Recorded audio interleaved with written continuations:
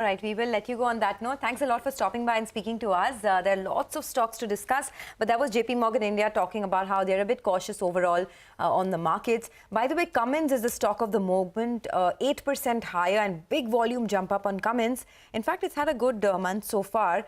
And of course, the numbers were also very good. Strong performance for the domestic segment, quarter-on-quarter improvement in margins. So that helped the up move in the stock as well. Couple of other stocks, Oberoi Realty looking pretty good as far as the numbers are concerned. But Cholamandalam Finance is the other stock that we're looking at. If you remember, a couple of days ago, the company reported a very robust third quarter earnings. It's clocked in its highest ever quarterly profit, and the sequential loan growth has come in at a 26-quarter high. Arul Selvan D, the President and CFO of Chola Finance, joins us now on the show. Arul Selvan, thanks a lot for joining in. Is this a performance that is sustainable, the kind of loan growth that you did in the quarter gone by? And now that things are picking up, tell us about the segments where you see a big up move coming from, and what is the kind of loan growth that you can generate in FY24? Yeah, thank you for the call and for this interview. We are looking at a good growth in the current, the final quarter, which is the JFM quarter now, as well as in FY24. As you know, our primary focus is on vehicle finance. We have the second loan against property and HL. All these are clocking good growth. We have also introduced 3 new products. Again, they are showing good traction, especially in the CSEL and SME segment. So we see good demand pickup happening across the board. While we have not focused or we are keeping still a little low profile on the heavy commercial vehicle, which is which is more addressed by the banks because of the fleet operators being there. The rest of the segments in the vehicle finance, loan against property, HL, as well as the consumer and small enterprise business, which you have started recently in the SME business, will all show good traction as we move into the financial year.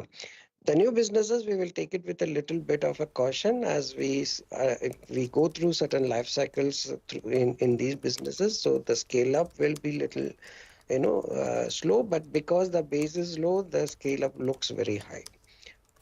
So what did you say about the heavy commercial vehicles? You said that that is looked after by the bank. So are you seeing that pocket slow down for you? Is that the right way to look at it? We have always been a little slow in the heavy commercial because heavy commercial vehicle is more, dominated by fleet operators. And the fleet operators are mostly serviced by banks because their yield expectations are very fine and they buy it in bulk. So the ticket sizes attract the banks as well as they can afford to provide them the yield they are looking for.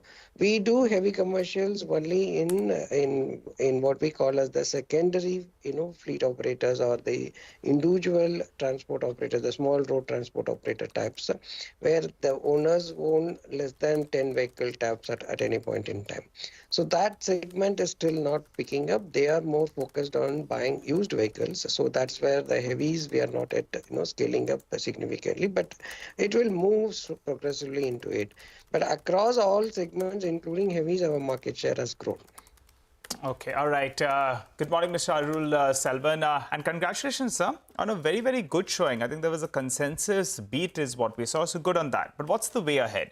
If you could tell us, putting all the factors that you put on board, what is the AUM growth you're factoring in? Maybe what you end this year with, as well as the next year. The other important factor is NIMs. How are they likely to shape up in a rising cost scenario? Can you hold on to the numbers that you have delivered? Go ahead. Yeah, see, as you would have seen, we have grown the AUM YTD December at to the extent of around 31%. I expect the Q4 should, keep it at that level, around that level. So 30% plus is what we will close the year with on the AUM front. The FY24, we because the base is lower. As you know, the last year, FY22 was actually a 9-month because the first quarter was not a great performance because of COVID-2. So that's where the 31% growth seems to be very high. But as we move into next year, the growth year on year, because it will be a 12-month versus a 12-month comparison. So you will have my expectation is it should be in the range of around 22 to 25% on the AUM growth next year. Coming to the NIMs, NIM will have a slight bit of impact because of the rising cost of funds, but we are addressing it by increasing the yields wherever it is possible, especially in the floating rate books, which is the loan against property and the HL, where we have done the yield adjustments for entire book. And on the fixed rate book, which is the vehicle finance book, we are doing it on the marginal yield on the new loans that are booked. So to that extent, on the existing book of vehicle finance, there could be some impact of on the NIM. But I think that would be more than sufficiently compensated by reduction in net credit losses, because now the borrower's earning potential has substantially stabilized, and so they are returning back the monies, and overdue collections have been quite robust, and our overdues or delinquencies have been continuously coming down, and I'm sure we will be able to. What is the number, sir, you could give us? What is the number you could give us in terms of NIMs?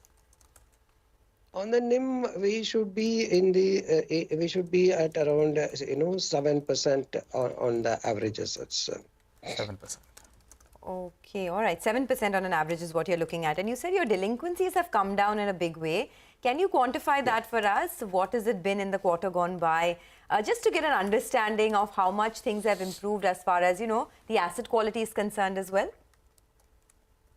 See, the 90 plus, what we term as stage 3 under the Ind AS, is now at the end of December is at 3.5%, which was at 3.84 in September 2022, and at above 4% in the previous year.